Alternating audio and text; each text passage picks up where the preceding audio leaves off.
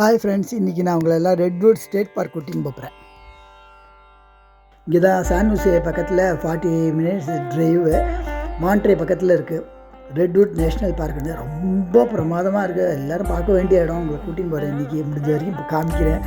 இங்கே வந்து 2000-3000 வருஷத்துக்கு முன்னாடி இந்த மரங்கள் எல்லாம் அவ்வளோ அழகாக பிரமாதமாக வச்சுருக்கா. ஒன்றுத்துக்கும் ஒரு கதை இருக்குது.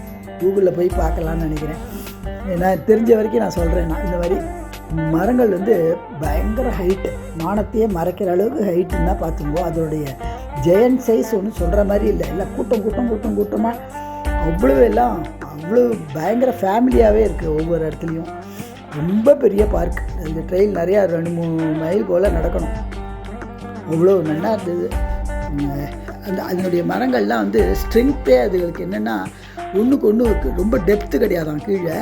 ஆனால் ஒன்றுக்கு ஒன்று எல்லா மரங்களும் கை கோத்துண்டா மாதிரி இந்த வேரை வந்து எல்லாம் பிடிச்சிக்குமா. அத்தனையும் அங்கேயே பாருங்க. இந்த மாதிரி கபிலாரண்யம்னு சொல்லுவோம் இல்லையா, கபிலர் தபஸ் பண்ண இடம். அந்த மாதிரி இந்த மாதிரி மரங்கள் பொந்தில் தான் அவள்லாம் தபஸ் பண்ணுவா போல இருக்குது. உள்ளெல்லாம் போயிட்டு திரும்பி வரலாம். உள்ளுக்குள்ளே ஒரு வீடே இருக்கிற மாதிரி இருக்குது. உள்ளுக்குள்ளே அவ்வளோ நல்லா இருக்குது. ஒரு மரத்துக்குள்ளேயும் இந்த மாதிரி அவ்வளோ பிரம்மாண்டமாக பாருங்க ஏறி விளையாடிருக்கா குழந்தை. இந்த மரங்கள் வந்து உள்ளுக்குள்ளே இந்த வேரெல்லாம் ஒன்றுக்கு ஒன்று பிடிச்சிட்டு எல்லாம் ஒரு எர்த்குவேக்கு இல்லை ஏதாவது புயல் என்ன ஒரு காற்றடித்தாலும் மரமெல்லாம் விழாது அவ்வளோவா. இந்த மாதிரி ஒரு பழங்காலத்து மரத்தெல்லாமும் தப்பி விழுந்ததெல்லாமும் எடுத்து வச்சுருக்கா. அதுதான் அந்த ஸ்ட்ரென்த் தான் அந்த மரத்துக்கு. எல்லாம் கூட்டமாக இருக்கிறதுனால அது எல்லாத்தையும் அப்படியே அவள் பாதுகாக்கிறா. ஜாக்கிரதையாக ஒரு பார்க் மாதிரி வச்சு ரொம்ப அழகாக இருக்குது. வானத்தையே மறைக்கிற அளவுக்கு இருக்குது. ஒரு மரம் பட்டு போச்சுனாக்கா ஒரு மரம் வந்துருமா, ஆட்டோமேட்டிக்காக வந்துருமா. இதெல்லாம் பாருங்கள் 3000-4000 வருஷத்துக்கு முன்னாடி இந்த மரங்கள் அவ்வளோ நல்லா இருக்குது. இந்த ஒன்று பட்டு போனோன்னா பக்கத்தில் ஒரு கூட்டமாக வந்துடுறது. பக்கத்துலேயே ஒரு ரிவர் ஒன்று ஓடுறது. இந்த ரிவர் மேலே பிரிட்ஜெல்லாம் இருக்குது. இங்கே வந்து ட்ரெயினும் போகிறது. சுற்றி காமிக்கிறதுக்கு ட்ரெயினில் போய் நம்ம பார்த்துட்டு வரலாம். மலை மேலேயே ட்ரெயின்லாம் போகிறது. அழகாக பார்க்குறதுக்கு அவ்வளோ அழகாக இருக்குது. அந்த சத்தம் போட்டுன்னு இந்த ட்ரெயின் போகிற இதுவும் பாருங்கள். இந்த ட்ரெயின் வருது பாருங்கள் மேலே. நம்ம நடந்து போகிறபோதே பார்க்கலாம் அந்த ட்ரெயினை. அவ்வளோ நல்லா இருக்குது. இந்த இடமே நமக்கு வந்து குளுமையாகவும் இருக்குது, பார்க்குறதுக்கும் அவ்வளோ நல்லா இருக்குது. யூக்கலிப்டஸ் மரங்கள் நிறையா கூட்டமாக இருக்குது. எல்லாம் கமன்னு வாசனை.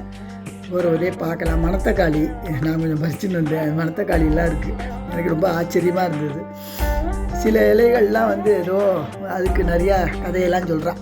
இந்த மரங்கள்லாமும் ஃபேமிலி ட்ரீயாக எல்லாம் வளர்றது தனிமே.